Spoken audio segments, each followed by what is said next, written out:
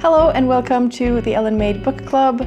Today I will be talking about an event that is hosted by Kat at Curious Cat called Neurovember.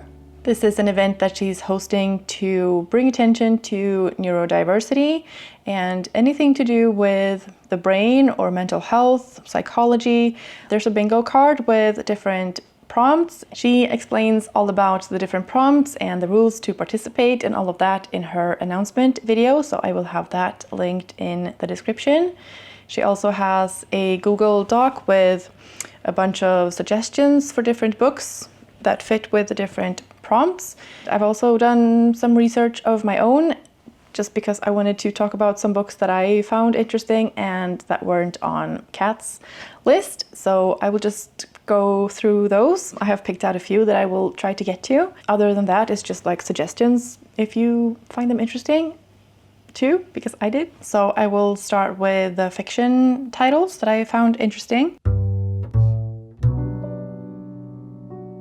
The first book I want to mention is List of 10 by Halli Gomez. It is said to be a dark and intense story, but also realistic, hopeful, and deeply authentic. It follows a 16-year-old boy who is living with Tourette's syndrome and OCD. The number 10 dictates everything in his life, and so he makes a list of 10 things that he wants to do before the 10-year anniversary of his diagnosis, and then he plans to end his life when that time is up. So there are dark themes in this book, but I think it sounds really good, and of course, you know, things will happen as he tries to do these 10 things that he wants to do. I think that sounded really good, and I don't really see a lot of novels about Tourette's or OCD, and this being for a young adult audience, I just thought I would mention it in case that's interesting to someone else as well. The next book I want to mention is a young adult middle grade book called Afrotistic by Kayla Allen Omeiza.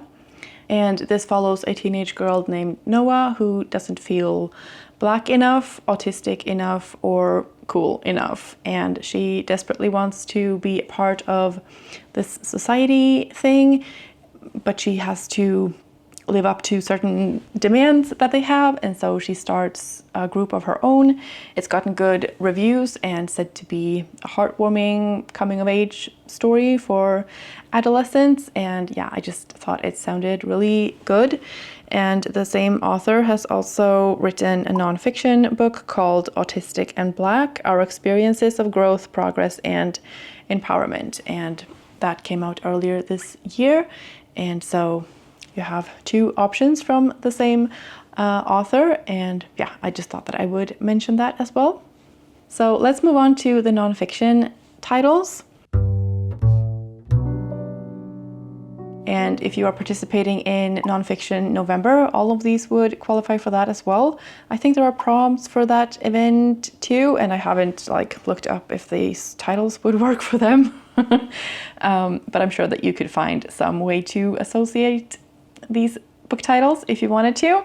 So the first one is It's Not a Bloody Trend: Understanding Life as an ADHD Adult by Kat Brown.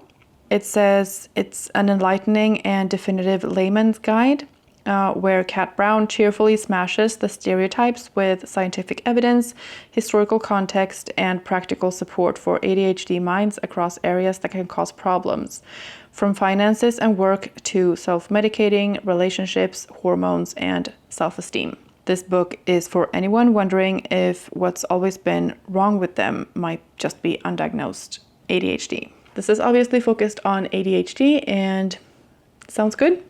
The next book I would probably never have found if it wasn't for this event and the prompts that Kat made. She has a prompt about animals and how we can understand animal minds or non-human minds. And I found a book called Animal Madness: How Anxious Dogs, Compulsive Parrots, and Elephants in Recovery Help Us Understand Ourselves by Laurel Braitman. It sounded really cute, and if you are an animal lover and you want to approach the topic of mental health and how we work as humans from the perspective of animals, I think this book might be a good choice. The next book is a memoir that I thought sounded very interesting. It's called Heartberries by Terese Marie Mailhot. It's about a woman who grows up in a small Indian reservation in Canada, and it sounds like she has gone through a lot, and she also has some mental health issues. Having survived a profoundly dysfunctional upbringing only to find herself hospitalized and facing a dual diagnosis of post-traumatic stress disorder and bipolar 2 disorder, Terese Marie is given a notebook and begins to write her way out of trauma. Her unique and at times unsettling voice graphically illustrates her mental state. As she writes, she discovers her own true voice, seizes control of her story, and in doing so, reestablishes her connection to her family, to her people, and to her place in the world. Yeah, that sounded intense, but very interesting and poetic. I think that this book was available at my local library, so if I have time, I might get it from there. The next book caught my attention just from the cover alone. I thought it was very cleverly done, and I can definitely relate to finding labels uncomfortable.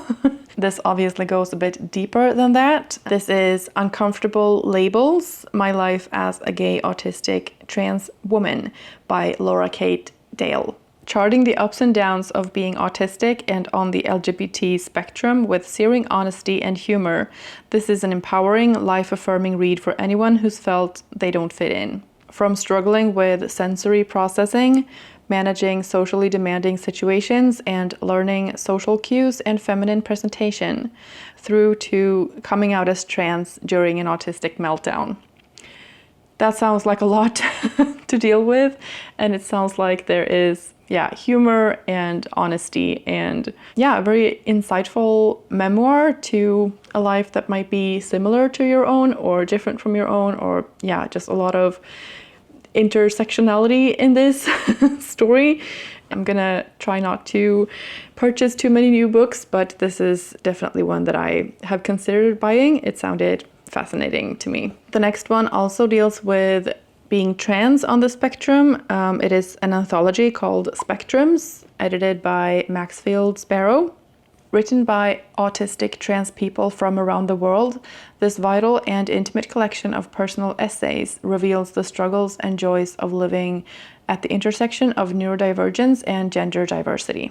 Weaving memories, poems, and first-person narratives together, these stories showcase experiences of coming out, college and university life, accessing healthcare, physical transition, friendships and relationships, sexuality, pregnancy, parenting, and late life self-discovery, to reveal a rich and varied tapestry of life lived on the spectrums. One of the reviews says, as an autistic non-binary person, this nonfiction anthology is one of the most empowering and affirming things I've ever read. It truly shows how both being autistic and being trans or non-binary are different experiences for everyone. It was also amazing to see a lot of somewhat older people being included in this, since a lot of people make the assumption that these identities are somehow new. That sounded very interesting to me as well. The next book I wanted to mention is Brain Rules: 12 Principles for Surviving and Thriving at Work, Home, and School by John Medina.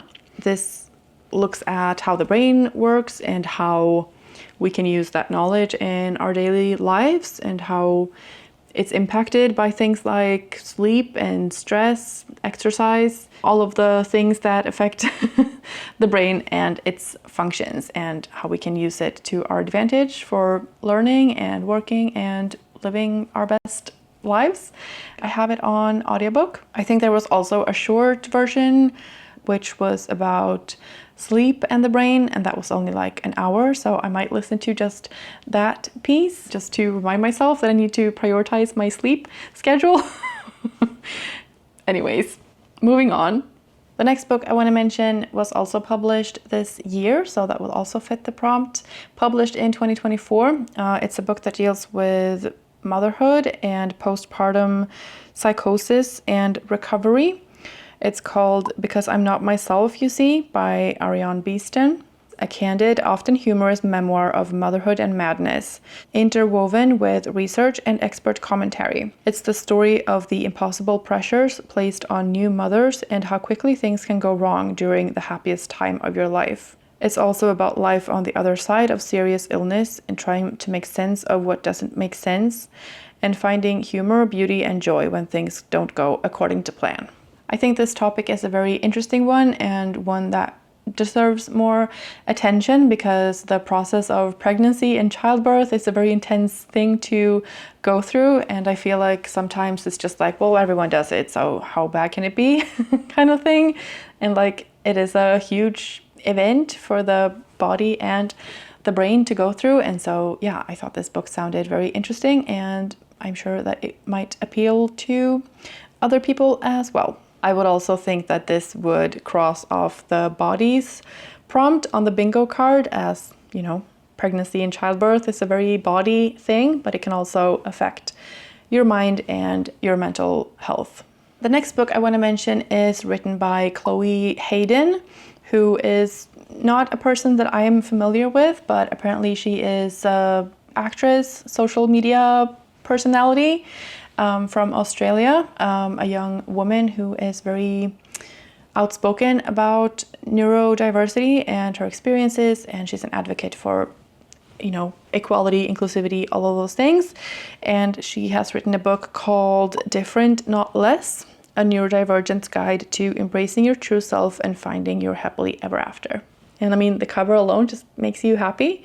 Growing up, Chloé Hayden felt like she'd crash landed on an alien planet where nothing made sense. She moved between 10 schools in 8 years, struggling to become a person she believed society would accept, and was eventually diagnosed with autism and ADHD. It was only after a life-changing group of allies showed her that different did not mean less, that she learned to celebrate her true voice and find her happily ever after. I also think that she has a YouTube channel, which I will link below in the description. So if you wanted to find something for the prompt of different kinds of media, this could also work for that, as I'm sure that she speaks about the topic on there as well. The next one was published in 2024 and is also a fun read. It is Why Can't I Just Enjoy Things?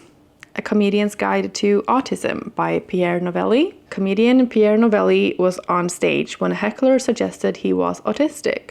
Usually this disruption would be water off a duck's back, but two things made this heckler different. First, he himself was autistic.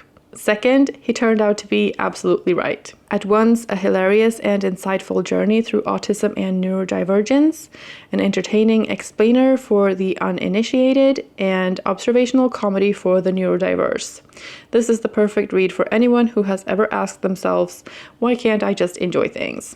The last nonfiction book that I wanted to mention is Your Brain on Art, How the Arts Transform Us, by Susan Magsamen and Ivy Ross. This book talks about how art impacts our brains, both experiencing it at like a museum and also like engaging in an artistic activity, just the mental health benefits that come from that, and longevity, and sort of how doctors prescribe, you know, going to an art museum for improving your memory and things like that. So yeah, if you're looking for something a little bit more positive maybe, and not so deep, but still relating to the brain and how we can feel better, I think this might be a good choice. So those were some of the books that I found interesting to read for the Neurovember event. There are a lot of different books relating to neurodiversity and mental health and psychology and the brain and all of that. So I highly recommend you go and browse and find something that appeals to you if none of these books did. Because yeah, there are a lot of them out there. I hope that you found some books that you're interested in reading as well, or that you just found some inspiration to participate in Neurovember. Thank you so much for watching. I hope you're having a fantastic day, and I will see you in the next one. Bye. Heartberries by Terese Marie Mailhot. Mailhot, yes. Terese Marie Mailhot. Why can't I say it? Mailhot. Terese Marie Mailhot. Is that right?